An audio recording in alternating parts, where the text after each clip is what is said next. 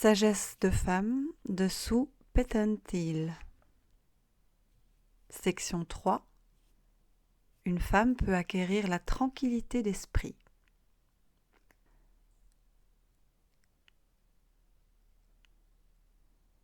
Là où l'on soigne des roses, des chardons ne peuvent fleurir. Frances Hodgson Burnett.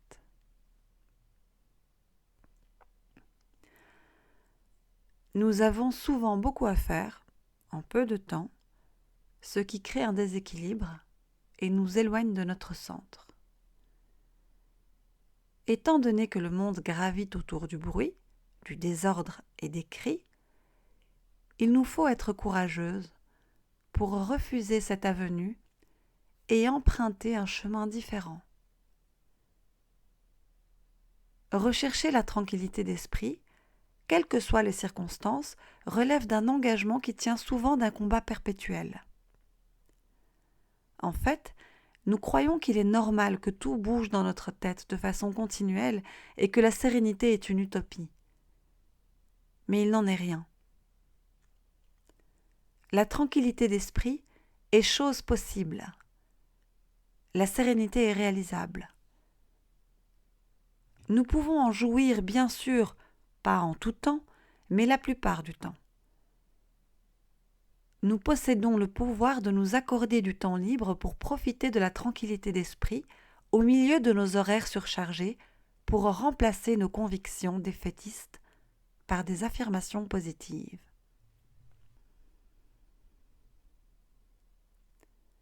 Faire une pause silence. En raison de nos existences mouvementées, nous croyons que nous avons mieux à faire que de perdre du temps à écouter le silence. Mais c'est le silence qui recharge nos batteries et nous prépare à affronter le monde extérieur. Le silence nous permet de retrouver notre véritable source d'énergie et de sagesse. Notre voix intérieure se fait entendre dans le silence bien plus qu'au milieu de la cacophonie.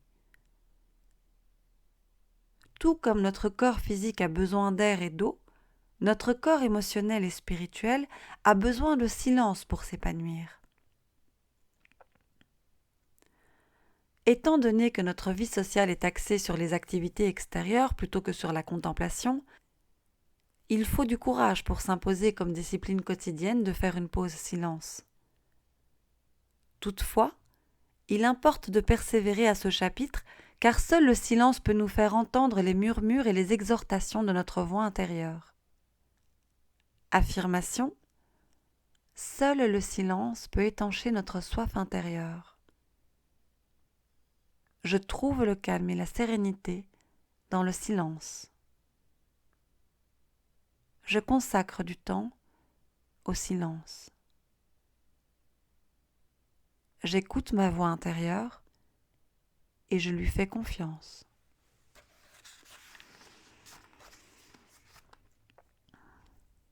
Vivre l'instant présent. Vivons-nous au présent, ou pour employer l'expression de Hugh Prather, répétons-nous les difficultés à venir ? Il est trop facile de tomber dans le panneau qui consiste à s'inquiéter de ce que recèle l'avenir ou se lamenter de ses malheurs passés. Dans un cas comme dans l'autre, nous n'y pouvons rien. Faisons comme si quelqu'un nous donnait 1 400 € par jour, chaque jour, pour le reste de notre vie, à la condition de dépenser chaque jour cette somme sans reporter de solde au lendemain. Nous recevons toutes 1 400 précieuses minutes chaque jour. En avons-nous pour notre argent ? Nous n'avons rien contre le fait de vivre au présent, mais comment faire ? Ici, la conscience entre en jeu. Nous devons avoir conscience de nos pensées, c'est-à-dire avoir la force de vivre consciemment. Si nos pensées s'aventurent vers un passé révolu ou vers un avenir imprévisible, nous devons les ramener à l'instant présent. Le moment présent est le seul que nous puissions vivre pleinement. Hier est irrécupérable et demain est inconnu. Vivre l'instant présent demande le courage de vivre en toute conscience. Affirmation. Je peux vivre l'instant présent. Je savoure chaque instant qui m'est accordé. J'apprécie chaque jour qui m'est donné.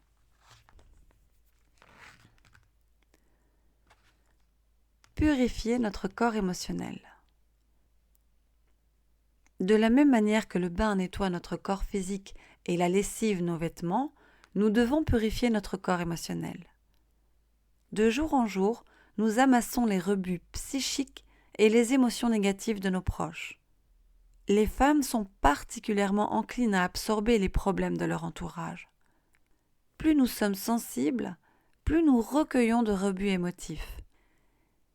Étant donné que chacune a plus que son lot de rebuts, il est essentiel de manifester le courage de se délester du poids qui n'est pas le sien. Purifier notre corps émotionnel nous redonne l'énergie nécessaire pour entreprendre une nouvelle journée.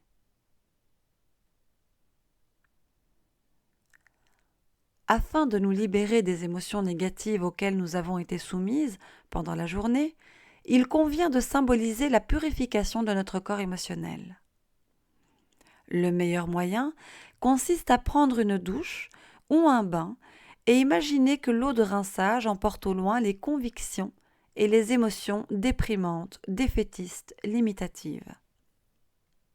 Voyez les émotions qui ne vous appartiennent pas tournoyer dans le renvoi d'eau. Il ne nous revient pas de les absorber. À présent, visualisez l'eau purificatrice qui emplit les zones purifiées d'amour et d'énergie. Affirmation. Je me défais des émotions qui ne m'appartiennent pas. Je suis fraîche et propre. Je suis pleine d'amour et pleine d'énergie. Engendrer la tranquillité d'esprit grâce au pardon. On peut difficilement créer une atmosphère propice au pardon envers ceux qui nous ont causé du tort ou qui nous mettent en colère. Ceux à qui nous n'avons pas pardonné exercent un pouvoir sur nous, sur nos pensées, sur nos humeurs. En leur pardonnant, nous nous libérons et notre tranquillité d'esprit s'en trouve amplifiée. Liliane supervisait le travail d'une employée dont l'existence tournait autour de 2 pôles. Exaspérer ses collègues et faire moins que sa part de boulot. Il était impossible de licencier cette femme en raison de lacunes sur le plan administratif et cela irritait Liliane chaque jour davantage. L'exercice qui suit l'a beaucoup aidée à ouvrir son cœur, ce qui atténua le pouvoir qu'elle accordait à cette femme sur ses propres émotions. Nous connaissons toutes quelqu'un sur qui l'utiliser. Fermez donc les yeux et représentez-vous quelqu'un ou quelque chose que vous aimez de façon inconditionnelle. Il peut s'agir d'une fleur, d'un enfant, d'un lieu, pourvu que la personne ou la chose emplisse votre cœur d'émotion. Représentez-vous maintenant votre cœur qui déborde d'amour pour cette personne ou cette chose. Sentez couler l'énergie en direction de l'être ou de la chose aimée. Ensuite, faites lentement disparaître cette image et remplacez-la par le portrait d'une personne déplaisante cette fois-ci. Laissez l'énergie aimante couler vers cette personne. Si la chose s'avère impossible, laissez tomber. Vous tenterez l'expérience une autre fois. Éventuellement, vous y parviendrez. Vous n'avez pas à éprouver de l'affection pour cette personne. Mais afin de connaître la tranquillité d'esprit, vous devez l'aimer de façon impersonnelle, c'est-à-dire vouloir son bien, ou à tout le moins ne lui vouloir aucun mal. Affirmation. De jour en jour, je suis plus capable d'aimer et de pardonner. De jour en jour, je dirige vers un tel ou une telle l'amour qui émane de moi. De jour en jour, Je pardonne un tel ou une telle.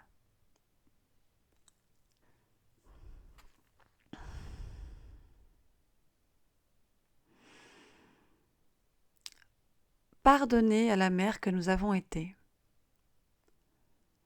Nous sommes si vulnérables à propos de nos aptitudes maternelles, pour un rien nous nous sentons coupables.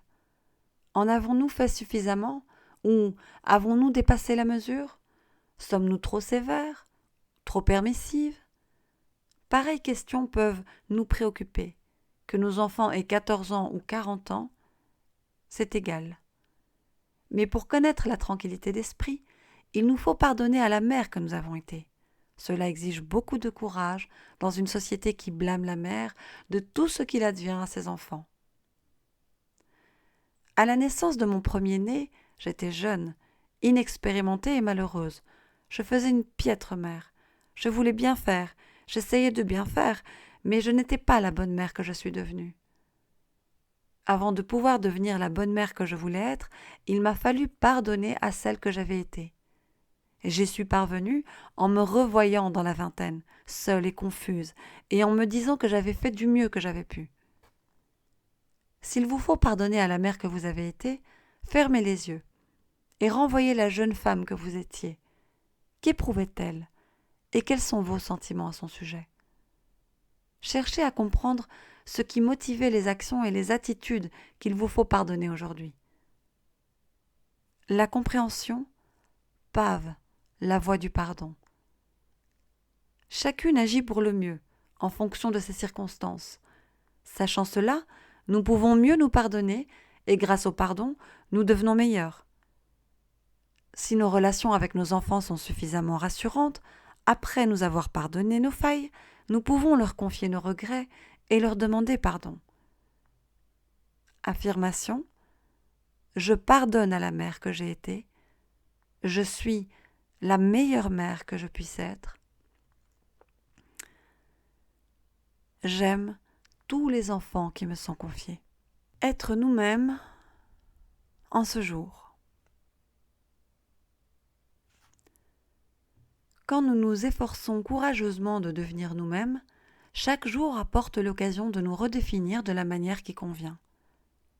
Une femme très sage m'a déjà dit que l'avenir est déterminé par un passé avec lequel on a fait la paix et par un présent pleinement vécu. Nous formons un avenir prometteur et nous honorons notre présent en vivant aujourd'hui de telle sorte que nous puissions un jour regarder demain avec fierté.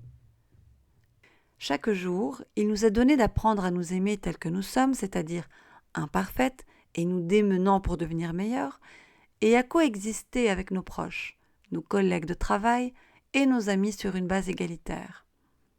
Chaque jour, il nous est donné d'apprendre à nous aimer tels que nous sommes, c'est-à-dire imparfaites et nous démenant pour devenir meilleurs, et à coexister avec nos proches, nos collègues de travail et nos amis sur une base égalitaire.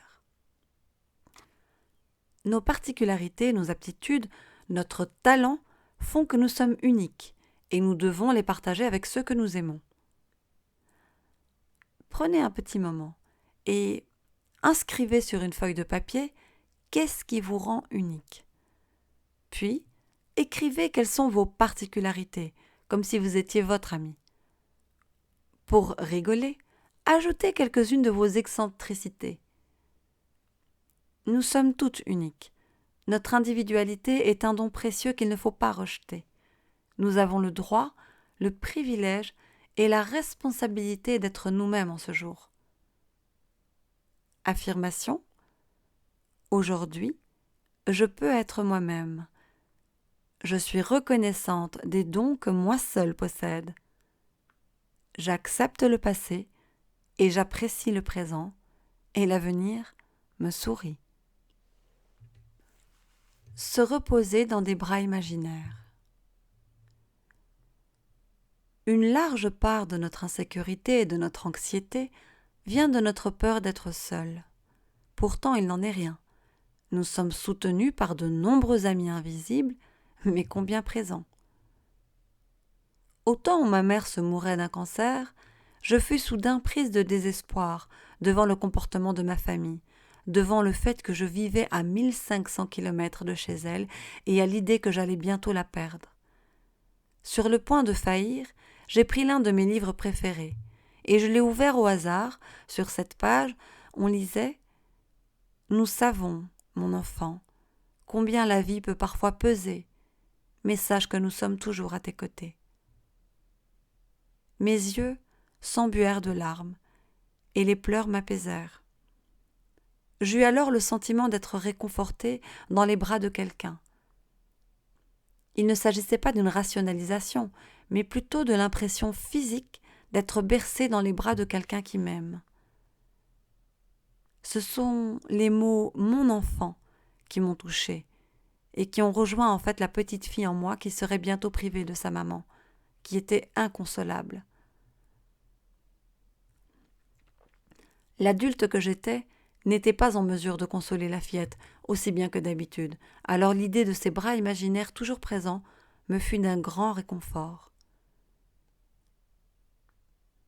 Chercher ainsi une consolation nécessaire nous apporte le calme et la tranquillité d'esprit. L'étreinte, bien qu'imaginaire, de quelqu'un qui nous aime inconditionnellement apaise et rassure l'enfant apeuré qui tremble en nous. Affirmation: je me repose dans les bras invisibles de Dieu. Je suis soutenue et aimée. Je peux accepter le réconfort. Supprimer de notre vocabulaire je devrais, il faut que et je ne peux pas. L'une des pires entraves à la tranquillité d'esprit est la manière dont on se parle à soi-même. Comme thérapeute, je rencontre beaucoup de gens qui se parlent et se jugent sévèrement. Tu ne peux rien faire de bien, tu aurais pourtant dû le savoir, tu as tort, tu es vilaine. Quelle serait la réaction de nos plantes d'intérieur si nous leur parlions de la sorte? S'épanouiraient-elles ou flétriraient-elles? Nos amis se confieraient-elles à nous si nous leur parlions comme nous nous parlons mentalement? S'adresser à soi-même d'un ton inamical cause un stress intense. Nous pouvons éliminer au moins 35% de notre stress en supprimant de notre vocabulaire « je devrais »,« il faut que » et « je ne peux pas ». Ces verbes traduisent une mentalité de victime. Ils sous-entendent que nous n'avons pas de pouvoir, pas de choix. Nous pouvons retrouver notre pouvoir en remplaçant ces verbes qui font de nous des victimes par « je choisis »,« je veux » et « je ferai ». Étant donné que nous avons longtemps cru qu'il est des choses que nous sommes obligés de faire, qu'il en est d'autres que nous devrions faire, et qu'il en est plus encore que nous ne pourrions pas faire, il est très difficile de reconnaître que notre voix intérieure peut avoir tort. Nous ne sommes obligés à rien, mais nous pouvons assurément choisir de faire quelque chose, de penser ou d'éprouver un sentiment. Il est très simple de modifier la manière dont on s'adresse à soi-même pour récupérer ses pleins pouvoirs. Nous sommes entièrement libres d'agir. Il suffit de reconnaître que nous avons le pouvoir de décider, de nous parler d'une manière positive. Nous sommes entièrement libres d'agir. Il suffit de reconnaître que nous avons le pouvoir de décider de nous parler d'une manière positive. Affirmation: je m'adresse à moi-même d'un ton aimable. J'emploie des mots empreints de pouvoir tels que je choisis, je veux et je ferai. Je fais d'excellents choix. Se rappeler la vaillante petite locomotive. Lorsque nous estimons être incapables d'une chose, nous avons raison. Lorsque nous estimons en être capables, nous avons tout aussi raison. Rappelez-vous l'histoire pour enfants intitulée « La vaillante petite locomotive », qui mettait en vedette une petite locomotive qui réussit à mener un long train en haut d'une côte abrupte, alors que d'autres locomotives plus puissantes n'y étaient pas parvenues. La vaillante petite locomotive s'est rendue au sommet de la côte parce qu'elle répétait sans cesse « Je sais que je suis capable, je sais que je suis capable ». La mère de Vanessa lui lisait souvent cette histoire, car la fillette avait la mauvaise habitude de s'avouer vaincue avant de tenter quoi que ce soit. À l'âge adulte, comme bien d'autres femmes, elle revenait parfois à cette ancienne habitude.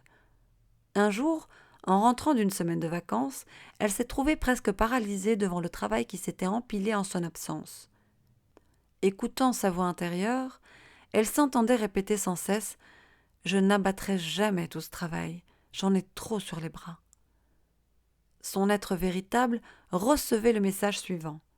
Alerte rouge, il est temps de céder à la panique. Il lui a d'abord fallu prendre conscience de son dialogue intérieur, source de stress, pour ensuite rectifier de la sorte son schéma de pensée. Je dispose de tout le temps et de toute l'énergie nécessaire pour accomplir tout ce dont j'ai envie. Au début, elle n'en croyait rien, mais confiante, elle persévéra et s'empressa de répéter cette phrase volontaire à voix haute. En quelques minutes, Vanessa devenait détendue, son esprit retrouvait sa vivacité et elle pouvait travailler avec plus d'efficacité. En fin de compte, elle venait à bout du pire boulot. Bien que nous devions déployer un courage remarquable pour modifier de vieux schèmes de pensée, nous pouvons y parvenir en adoptant l'attitude de la vaillante petite locomotive et en nous répétant, lorsque nous nous sentons lasses et impuissantes, « Je sais que j'en suis capable ». Il faut juste veiller à ce que notre dialogue intérieur soit porteur de puissance et non de stress. Notre tranquillité d'esprit ne s'en trouvera que renforcée. Affirmation. Je suis pleine d'énergie et de créativité. Je dispose de tout le temps nécessaire pour accomplir tout ce dont j'ai envie. J'en suis capable. Je sais que j'en suis capable. Calmer son esprit agité. Nos pensées peuvent s'agiter comme une centaine de singes sur les branches des arbres, se déplacer d'un point à l'autre, s'entrecroiser et puis disparaître. Ce type de pensée s'intéresse particulièrement au pouls, aux choses qui nous piquent, nous agacent, nous irritent, jusqu'à ce que s'installe le ressentiment. Nous n'avons pas à souffrir de ce genre de choses. Nous exerçons le contrôle de nos sentiments. Apprendre à maîtriser ces sentiments est l'une des tâches les plus ardues et les plus frustrantes qui soient. Aussi est-il tentant d'y renoncer et de rester à la merci d'un schème de pensée fondé sur le dénigrement et la peur. Il faut du courage pour dompter notre esprit, mais cela est essentiel à notre bien-être. Il nous faut croire de tout cœur et en toute conscience que nous pouvons contrôler nos pensées pour ensuite mettre en pratique cette connaissance avec diligence et patience. Alors, lorsque nos pensées agitées cherchent des puces, nous pouvons les diriger vers quelque chose de positif. Si les ramifications de nos pensées s'avèrent nocives pour notre tranquillité d'esprit, nous pouvons choisir d'emprunter un parcours paisible. Nous pouvons décider de nos pensées, mais il nous faut agir en douceur, car ce processus doit s'étaler tout au long de notre vie. Affirmation. Je suis maître de mon esprit. Je fonde mes pensées sur l'affection et la reconnaissance. Je possède le pouvoir d'engendrer des pensées paisibles, même en situation de stress. Voir le bon côté des choses. Quoi qu'il advienne, on a toujours le choix. Soit voir le bon côté de la chose, soit voir le mauvais côté. Plus on voit le bon côté, plus on est heureuse parce que la résistance amplifie la souffrance et considérer le mauvais côté d'une situation équivaut à une résistance.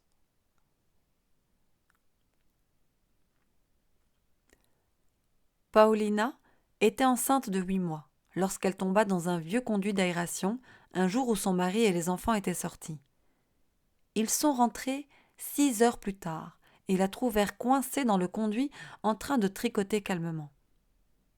Quand elle s'est rendue compte qu'elle ne pouvait sortir de là toute seule, plutôt que de se débattre en grinchant et en pleurnichant, elle décida de faire contre mauvaise fortune bon cœur et remercia le ciel que son tricot fût à portée de main. La plupart d'entre nous auraient du mal à se montrer aussi optimistes que Paulina en pareille situation, mais c'est à nous de choisir de voir le bon côté des choses. Il faut du courage pour ne pas s'apitoyer sur son sort, mais cette décision constitue un pas de géant vers l'acquisition de la tranquillité d'esprit. Plutôt que de récriminer lorsqu'une chose déplaisante survient, nous devons faire une pause et consciemment choisir de réagir de façon positive. L'optimisme et la tranquillité d'esprit vont de pair.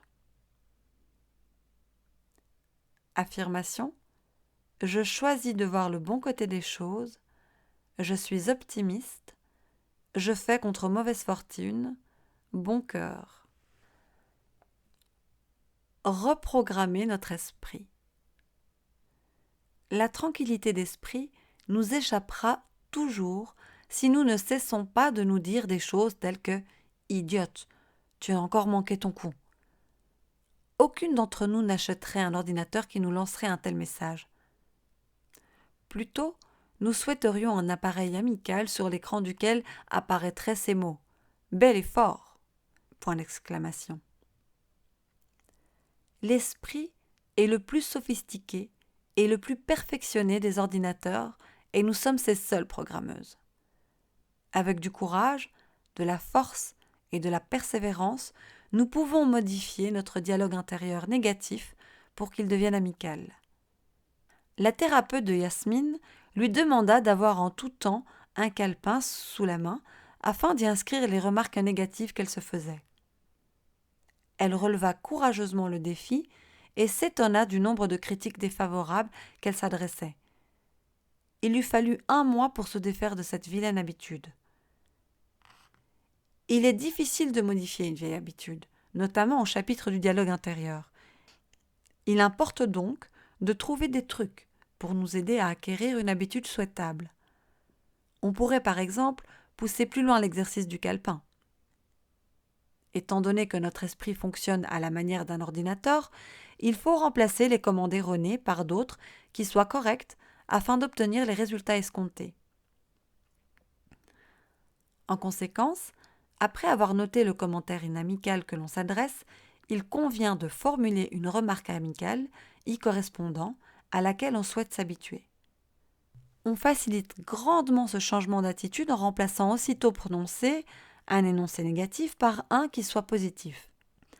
La tranquillité d'esprit résulte de pensées paisibles. Affirmation : je suis mon meilleur allié, je m'adresse la parole d'une manière aimante et réconfortante, je m'imprègne de la pensée axée sur la paix. Contourner le piège de l'avenir. L'un des meilleurs moyens de troubler la paix de l'esprit consiste à s'inquiéter devant l'avenir.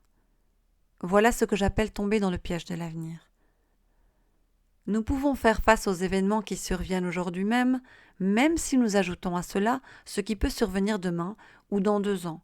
Nous nous faisons du mal pour rien. Lorsque Clarisse s'est retrouvée seule après de nombreuses années de mariage, ses pires appréhensions naissaient des projections d'avenir. Qu'arrivera-t-il si je ne gagne pas assez d'argent ? Je ne m'en remettrai jamais si les enfants décident de vivre avec leur père. J'ai peur d'être seule. Chaque fois qu'elle tombait dans le piège de l'avenir, elle s'enfonçait avec un peu plus de peur. Lorsque nous nous rendons compte que nous nous inquiétons de l'avenir, nous devons ramener notre esprit au présent. Je peux m'en charger aujourd'hui, sur le champ, en cet instant même. Demain est un autre jour, je n'ai qu'à me préoccuper du moment présent. Ramenez votre esprit au présent chaque fois qu'il se hasarde à penser à l'avenir. Nous devons planifier en fonction de l'avenir, bien sûr, sans toutefois nous en inquiéter. La planification rassure, l'inquiétude, elle, trouble inutilement. La planification renforce. L'inquiétude, elle, fait des victimes.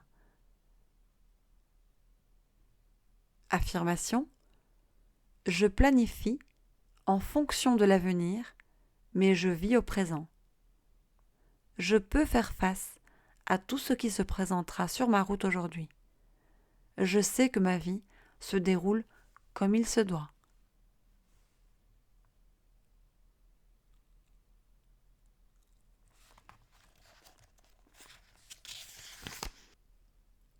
Le pardon comme gilet de sauvetage. Un gilet de sauvetage nous permet de flotter sur les flots tumultueux lorsque la fatigue nous empêche de nager. Sans gilet de sauvetage, nombre de marins malchanceux périraient en mer avant d'être secourus.